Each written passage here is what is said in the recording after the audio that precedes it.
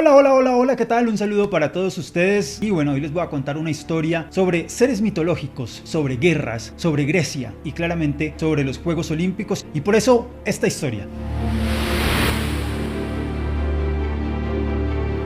Bueno, y evidentemente todo esto empieza en Grecia, que es la base del pensamiento que tenemos hoy en Occidente. Recordemos que ahí está Platón, de ahí nace Aristóteles y de ahí nacen todos estos pensadores que tuvieron tanta influencia en lo que somos hoy en día en el occidente del mundo. A partir de allí, pues también Grecia tenía una cultura fabulosa de seres mitológicos en los que está precisamente Zeus, que es a quien se le otorga o por lo menos se le rinde tributo en los Juegos Olímpicos. Hay una historia maravillosísima que tiene que ver con cómo se nombró el continente europeo. Recordemos que Zeus es el dios del Olimpo, es el ser supremo, y este ser supremo realmente pues tenía facultades importantes, como por ejemplo poder tomar la forma del ser vivo que quisiera. Recordemos que Zeus además estaba casado con Hera, que era su hermana también. Bueno, Zeus era un hombre bastante coqueto y le gustaba mucho la belleza, no importaba el género. Así que Zeus siempre estaba buscando seres que fueran especialmente bellos para poder estar con ellos. Y entre esos se encontró un día en una planicie, vio una mujer espectacular, hermosísima, y Zeus quiso estar con ella. Entonces se dio cuenta que en esa planicie habían muchos toros y Zeus bajó convertido en el toro más hermoso que existía en esa planicie y se acercó a esta mujer. Esta mujer se sube en el toro, lo monta y este toro arranca a correr y se lleva a la mujer. Luego Zeus se le muestra tal como es y esta mujer queda enamorada perdidamente de Zeus y se convierte en la amante de Zeus.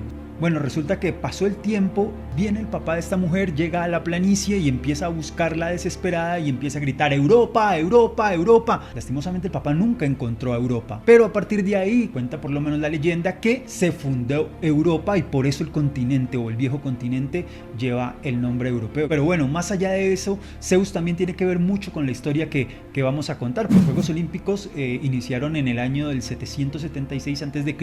en Olimpia, que era un terreno que pertenecía a Pisa. Pisa era una ciudad-estado de Grecia. Grecia estaba conformado por varias ciudades-estado.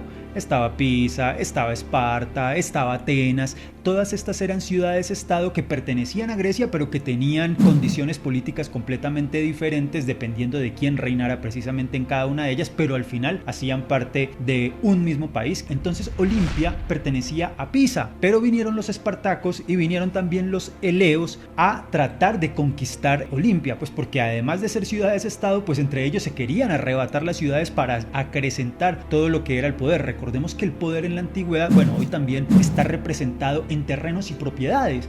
Entonces, entre más propiedades y más terrenos tuvieras, más poder tenías. Por eso, la intención de los espartacos y de los eleos era poder quedarse con Olimpia. Por eso atacaron a Pisa y al final terminan quedándose. Y el hombre responsable de generar esta batalla para conquistar Olimpia y quitarse la Pisa manda a hacer una escultura en honor a Zeus. Una escultura espectacular de Zeus sentado en su trono que fue catalogada como una de las 7 maravillas de la Edad Antigua. En esta escultura, cuando uno de los atletas olímpicos pues ganaba la olimpiada, venía a hacerle tributo a Zeus y agradecerle y a entregarle su victoria. Recordemos que en estas justas olímpicas o en estos Juegos Olímpicos de la antigüedad no podía competir cualquiera. Lo primero era que tenían que ser griegos. Luego había que ser un hombre libre, no se podía ser un esclavo. Y además había que ser solvente económicamente. ¿Y por qué? Quien iba a las justas olímpicas se olvidaba del resto de lo que fuera la vida normal y se preparaba durante un tiempo prolongado única y exclusivamente para estas justas olímpicas. Entonces el sostenimiento de eso pues necesitaba y requería de inversión, algo así como lo que pasa hoy con los comités olímpicos que tienen que invertir en sus delegaciones para que vayan a hacer un papel importante en los Juegos Olímpicos. Bueno, a quienes se invitaba a estos Juegos Olímpicos se les enviaba un disco. El recibir el disco era una situación de compromiso importante, pero además de orgullo, porque era recibir el disco de la invitación al evento más importante que existía en Grecia, porque es que en Olimpia no solamente se realizaban las competencias deportivas, sino que era toda una reunión importantísima de los grandes pensadores, de los grandes filósofos, además de grandes fiestas y además de tributos y cultos a los diferentes dioses, porque no solamente estaba el monumento a Zeus, que era el más importante y el más imponente, sino que estaba el monumento a Hera, estaba el monumento a la diosa Nike, que es la diosa de la victoria. Otra condición que se tenía para poder recibir el disco era que se fuera bello físicamente. Entonces la belleza también se le hacía y se le tributaba a Zeus, pero además había una condición clave para poder participar en las justas olímpicas, y era que no se podía estar en guerra. Cuando se acercaban los Juegos Olímpicos se hacía una tregua en toda Grecia entre las ciudades-estado para que no se atacaran entre ellas. Era así tan importante que en el año 490 a.C., cuando los persas vienen a buscar e invadir y quedarse con los territorios griegos, se establecen en Maratón, porque Maratón era el sitio más fácil de desembarcar y que quedaba más cerca a Atenas, y había que conquistar Atenas para poder quedarse con todo el territorio griego. Recordemos que Persia era el imperio dominante en la parte oriental del mundo, tenía todos los terrenos imaginados, era el imperio más poderoso y quería empezar su dominio en Occidente. Pues evidentemente comienza la Primera Guerra Médica, una de las guerras más importantes de la Edad Antigua. Ahí entra en juego un hombre que vamos a tener interesante en la historia, y es Filipides. Cuando se dan cuenta que vienen los ejércitos persas, Filipides tiene que ir a buscar a los espartacos, que eran los guerreros por naturaleza de todo el territorio griego, para que juntaran su ejército y así poder batallar contra los persas. Los persas venían con un ejército casi de 30.000 hombres, mientras que los griegos tenían aproximadamente 10.000, 11.000. Cuando Filipides hace el recorrido a Esparta, de Atenas a Esparta, que eran aproximadamente 150 kilómetros de ida, lo hace corriendo. Filipides era el mensajero en ese tiempo de Atenas, sale corriendo hacia donde los espartacos y llega a Esparta y les dice: hey, miren, nos van a atacar, necesitamos que junten su ejército, ustedes son los guerreros y necesitamos defender nuestras tierras. Y los espartacos les dicen: un momento, tienen que esperar a que terminemos nuestra fiesta religiosa, que era el Carnias, en honor a Apolo. Además que estaban preparando algunos guerreros para las justas olímpicas. Entonces Filipides se devuelve hasta Atenas, entrega el mensaje, y entonces deciden los que ya habían reunidos para la batalla contra los persas arrancar hasta Maratón para enfrentar la guerra. Se llega a Maratón, el ejército persa es imponente, hablábamos de casi 30.000 hombres, pero los griegos tenían un as bajo la manga, y era entender que los persas eran fuertes en combates de larga distancia, pero no en combates a corta distancia. Entonces, ¿qué hicieron?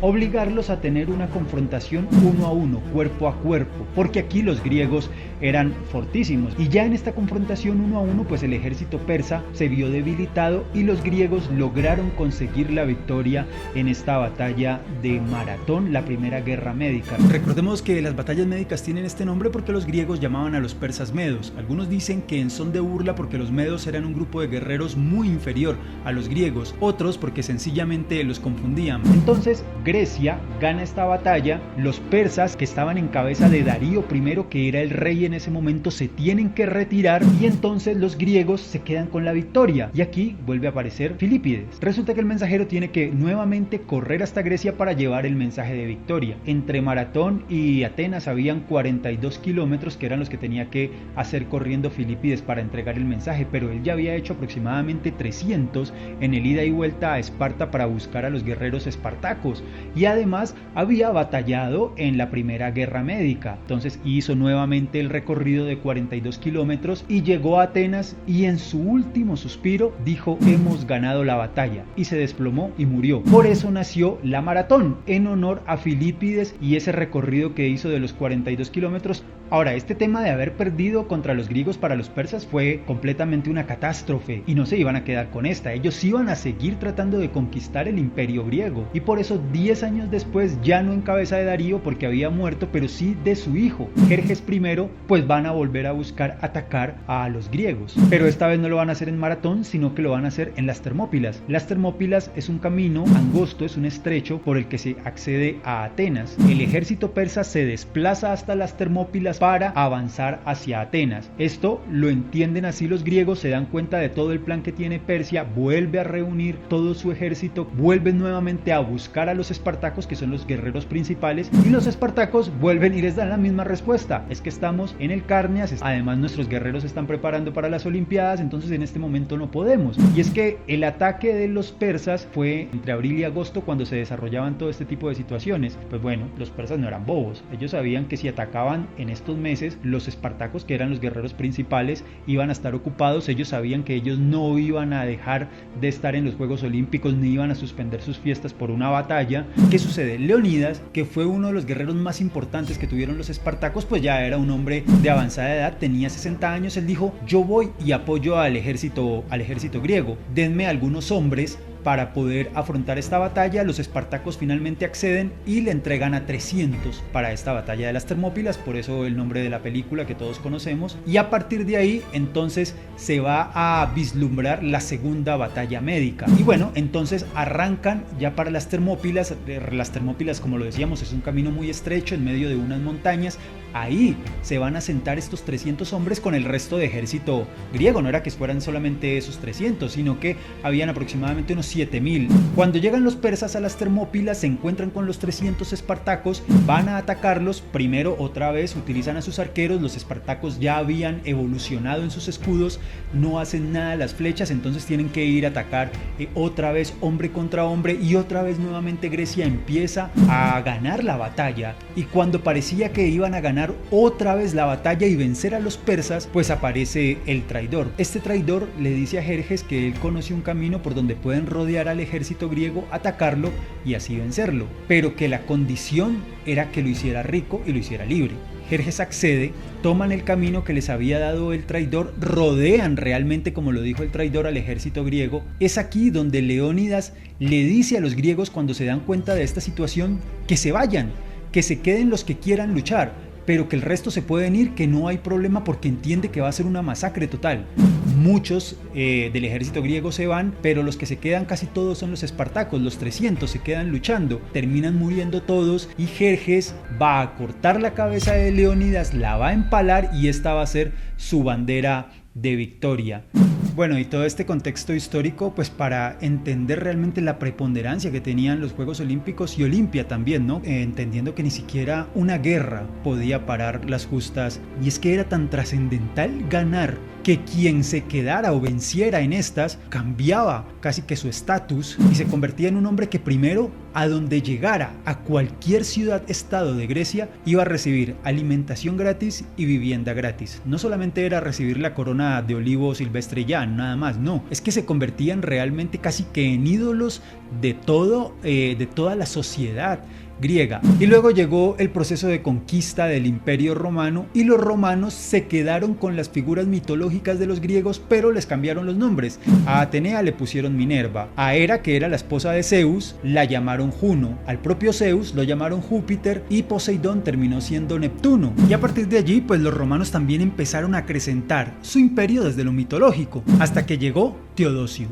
Teodosio era un emperador cristiano, y cuando se dio cuenta de a quién adoraban los romanos en las justas olímpicas, dijo: hey, esto es toda una fiesta pagana, y aquí no estamos adorando al Dios de los cristianos, sino que estamos adorando a cualquiera. Entonces tomó la decisión de terminar con los Juegos Olímpicos para que se adorara al Dios cristiano. Fue Teodosio quien se encargó de terminar con los Juegos Olímpicos de la Edad Antigua. Y entonces apareció un francés, el barón Pierre de Coubertin, que había estudiado por muchos años todo lo que tenía que ver con la Grecia antigua, y por eso conocía los Juegos Olímpicos como se hacían en la antigua Grecia, y decidió rescatar su espíritu. Y por eso en 1894 creó el Comité Olímpico Internacional, y 2 años después, en 1896, pues se dieron las primeras justas olímpicas de la Edad Moderna en Grecia. Esta era la historia que les quería contar, básicamente, de cómo se desarrollaron los Juegos Olímpicos en la antigüedad, y sobre todo la importancia y la preponderancia que tenían,